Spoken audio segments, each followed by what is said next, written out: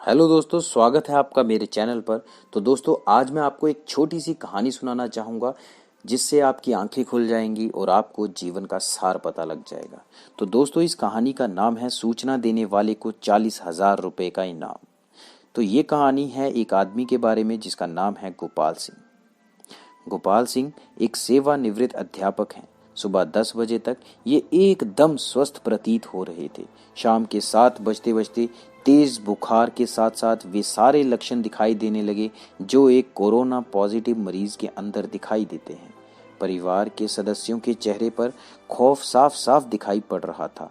उनकी चारपाई घर के एक पुराने बड़े से बाहरी कमरे में डाल दी गई जिसमें इनके पालतू कुत्ते मार्शल का बसेरा था। जी हाँ, ये मार्शल वही कुत्ता था जिसे मास्टर जी बाजार से घायल अवस्था में उठाकर लाए थे और उस कुत्ते को उन्होंने अपने बच्चे की तरह पालकर नाम दिया था मार्शल। इस कमरे में अब बस गोपाल जी, उनकी चारपाई और उनका प्यारा मार्शल ही था। दोनों बेटों बहुओं ने दूरी बना ली और बच्चों को भी मास्टर जी के पास जाने से मना कर दिया। सरकार द्वारा जारी किए गए नंबर पर फोन करके सूचना भी दे दी गई। खबर मोहल्ले भर में फैल गई, लेकिन मिलने कोई भी नहीं आया।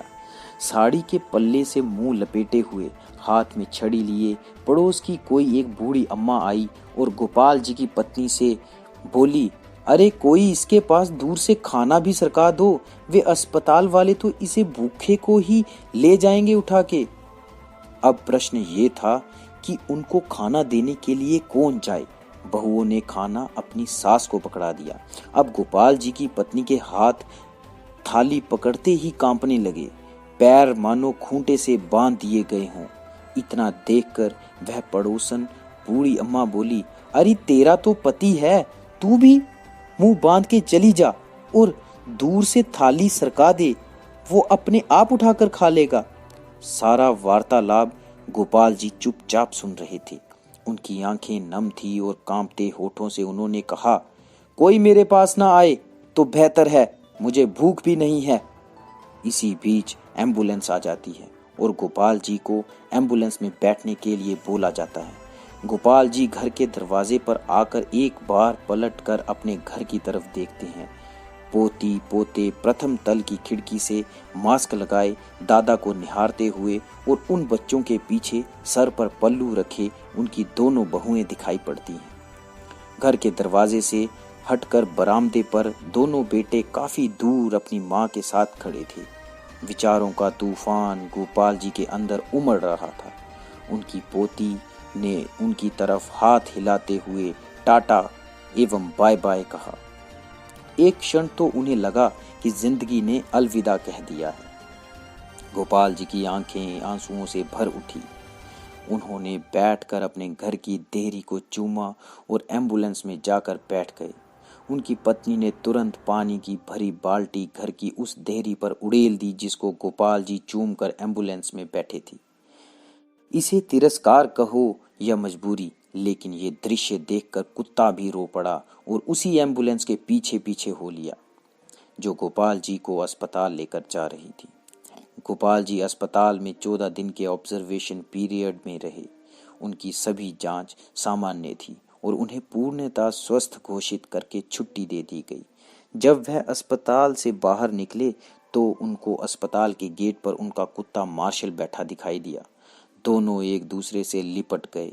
एक की आंखों से गंगा तो एक की आंखों से जमुना बहे जा रही थी। जब तक उनके बेटे की लंबी गाड़ी उन्हें लेने पहुंचती तब तक वो अपने कुत्ते को लेकर किसी दूसरी दिशा की ओर निकल चुके थे। उसके बाद वो कभी दिखाई नहीं दिए। आज उनके फोटो के साथ उनकी गुमशुदगी की खबर छपी है। अखबार में लिखा है कि सूचना देने वाले को 40,000 का इनाम दिया जाएगा। 40,000? हाँ जी, ये वही 40,000 हैं जो मास्टर जी को मासिक पेंशन आती थी उनकी, जिसको वो परिवार के ऊपर हंसते गाते उड़ा दिया करते थे। एक बार गोपाल जी के जगह पर स्वयं को खड़ा करके देखो। कल्पना करो कि इस कहानी में किरदार आप हो। आपका सारा अहंकार और सब मोह माया खत्म हो जाएगा। इसलिए मैं आप सभी से निवेदन करता हूँ कि कुछ पुण्य कर्म कर लिया कीजिए। जीवन में कुछ नहीं है कोई अपना नहीं है, जब तक स्वार्थ है तभी तक आपके सब हैं।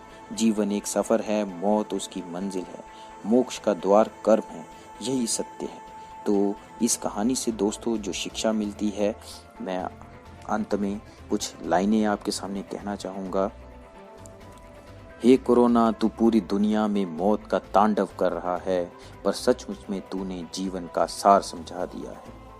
अमीर गरीब, छोटा बड़ा, स्त्री पुरुष, धर्म जाति क्षेत्र देश राजा रंग, कोई भेदभाव नहीं है, सब एक समान है।